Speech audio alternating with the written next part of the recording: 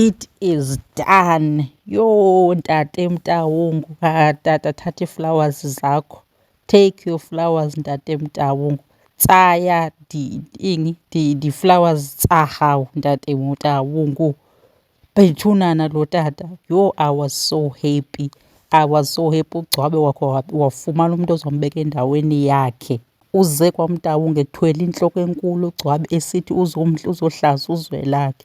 Thank you Zwelakhe ngomhambela phambili ahambe ayoxelela utate Mtawungu inyani engekafiki lo gcwabe lo.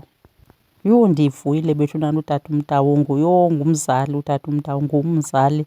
Uba home is very lucky ukhuliswa ngutata unje. Walenza umfana iqiniso. Yho, and uZwelakhe wayitshilo first time edibana noBahumi wathi wena uzawuba ngumfazi wam. Kunjani makunje? Hello guys, welcome back to my channel. Thank you for joining me. Thank you for being here. I really appreciate you guys. Ndisokolisa inetwork, ndiyasokola ukuposta kula malanga ndise-Eastern Cape currently. Inetwork iyandisokolisa, that's why ingathi ndinqabile kule channel. Please bear with me. Masirivyweni ukwababa. Amalobola aqhubekile ke last night.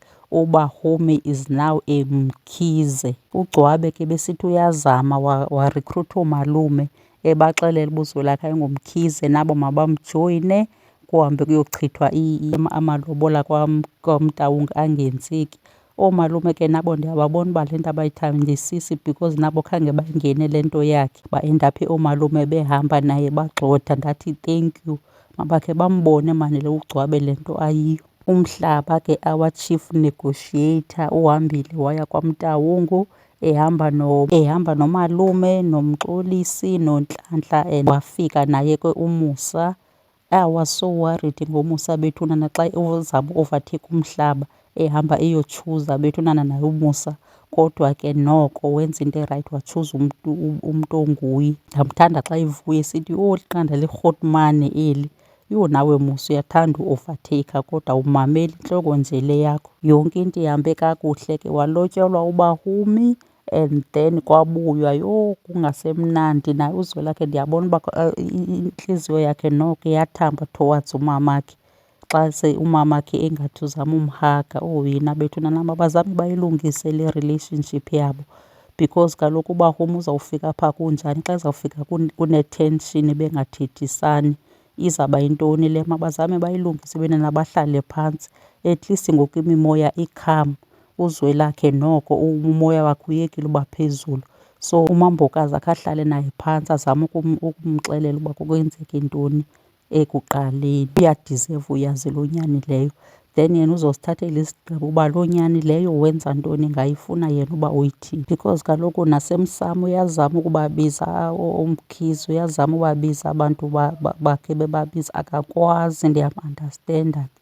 Ndiya-understanda why estragla ukubabiza bethunana. But uba umamakhe uhleli naye phantsi amxelele uba utata wakhe ungekhetho kwakhe wamamkela to begin with, noZwelakhe ayengumntana onentloko eqinileyo, uza kuyamkela naye loo nto leyo. Loo nyani uzawuyamkela exelelwayo. Oh bethunana umhlaba wakhe wasenzela iqiniso, wakhetha uZwelakhe kunotatakhe. Wathi zama umxelela uba uZwelakhe ayengomkhize, akhange ambhilive. Akakhange ayibhilive, akhange ayifake entloko. Wahamba wayomela uZwelakhe, yonke into wayiqhuba kakuhle, but I feel uZwelakhe ngoku funeka ahlale naye phantsi umhlaba amxelele uba akangomkhize because le nto xa izawusuka kugcwabe iye ezindlebeni zikaMhlaba I feel izawuba ngathi yi-betrayal. So uZwelakhe makahlale naye phantsi umhlaba amxelele ngokwakhe because kaloku umhlaba uyambona uba utshintshile, akasenguye lowa, utshintshile ngoku ngomnye umntu. Izawuba ngcono le nto xa izawuphuma kuyo uZwelakhe. So makahlale naye phantsi umhlaba amxelele, angabi ngathi nje umyuzela for ii-contract azizisayo noba ayommela kumalobola. Makamthraste nangeengxaki zakhe, iindaba zakhe, amxelele ngokwakhe angaxelelwa ngugcwabe ade ayikholelwe because seyiqalile ugcwabe. Xa ingayikholelwa izawuba mbi ke ngoku. Okwaze kwamnandi, kwamavovovo eyitshinji. Kudala kukubi, kudala kumuncu apha. Naye uZwelakhe kudala benana egowa, at least ukumbona e-happy egiya. Kuthiwa kuthini? Kugiya okanye ukwenza ntoni laa nto ebeyenza or ejayiva? Esina, kuthiwa kusina, sorry. Ukumbona e-happy esina Yho, I was so happy kwi-episode yalast night. So silinde uba Humi aziswe ke kwaMkhize, mhlawumbi uzawuziswa yifemeli yakhe kwaMavovo, but ingathi angafika itension seyehlile benana sebezamile Uzwelakhe noSilindile ukuyisolva le nto yabo, afike noko sekurayithi amkeleke kakuhle. Asazi ke kwagcwaba into ibizawuthini. Yho, I'm sure akakwatanga phaa kuyo, kodwa iindaba zakhe uzixelelwe uba Uzwelakhe yindoda emadodeni, uyakodlula nawe. Loo mazwi ingathi angamane emringela apha entloko, noba ulele noba uyatya noba wenzani, amane loo mazwi aringa phaa kuye entloko, azazi uba akayonex when it comes to Uzwelakhe. Engumkhize engengomkhize uyamdlula nje, and umdlula ngento yonke. Yho, zange ndimbone utata onentliziyo embi enje, aphinde nonkosikazi wakhe bafane. Abantu badla ngongafani ke efemeli emzini, umfazi abe nentliziyo embi nendoda ibe nentliziyo embi, ingathi bazalwa bonke. Bade bathi masimbukanise nezwe. Yebethuna naba bantu, phoxeke bona ngoku tshotsho. Umhlaba nonkosikazi wakhe, I feel it's time ngoku yoba bamuve out kulaa ndlu kwagcwabe. Mabakhe baziphumele phaa, bamshiye yedwa laa Gcwabe, bahambe bona. And uMusa yena ubuzoqhubeka ahlale phaa kwagcwabe. uGcwabe uzamthatha amfake phantsi kwekhwapha lakhe and then uzamkhowutsha abe yile nto afuna uba yiyo. Uzamxelela ngozwelakhe and then uzambhiliva yena uMusa. Ezamxelela uzambhiliva same time, because kaloku uMusa kudala nje Uzwelakhe wangamfuni. And ebekhe wakhutshwa uMusa, wakhutshwa nguGcwabe. Yho, uyawujika abe yinto embi, uyawufana nje noGcwabe abe yinto embi engathandeki. So naye uMusa makaphume kaGcwabe abuyele kowabo. Ayingomzekelo nje omhle uGcwabe, ayingumntu ongahlala nomntu ufunde anything nje kuye.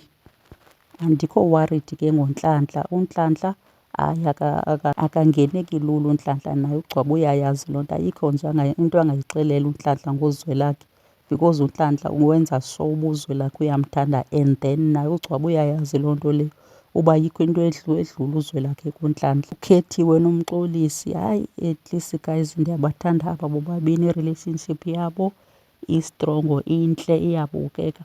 But umama kaMxolisi ixesha loba makahambe lifikile bethunana. Seyide ancatshe emnyango ave iindaba between uKhethiwe noMxolisi, azithathe ezo ndaba futhi azithuthe aphume nazo ngaphandle. Ixesha lakhe loba aphume kule ndlu elifikile. Kaloku kwakuthiwe umntu orenta kwakhe unikwe inothisi ye-1 month, ayiphelanga nangoku i-1 month. Lo mama makahambe lona, ndoyikiswa kuma emnyango amamele iindaba.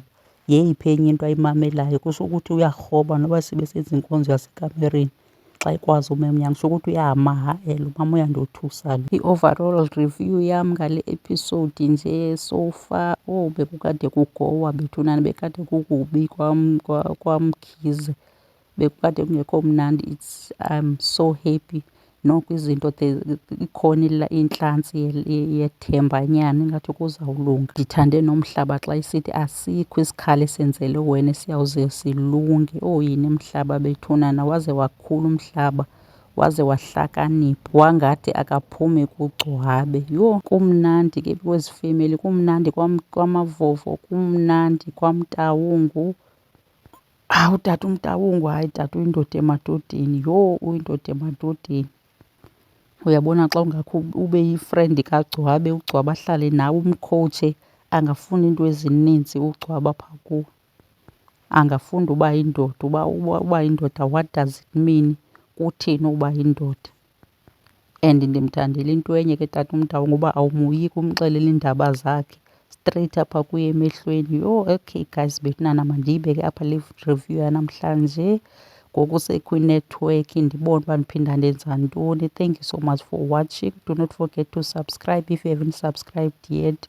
Ndinithanda nonke bethunana. Thank you ngokuba nisubscribile, sebesubscribile. Thank you ngobukela, thank you ngoshera, ngokhomenta, anything eniyenzayo nje kule channel ukuyikhulisa. Ndiyanibulela kakhulu and ndiyanithanda. Bye for now.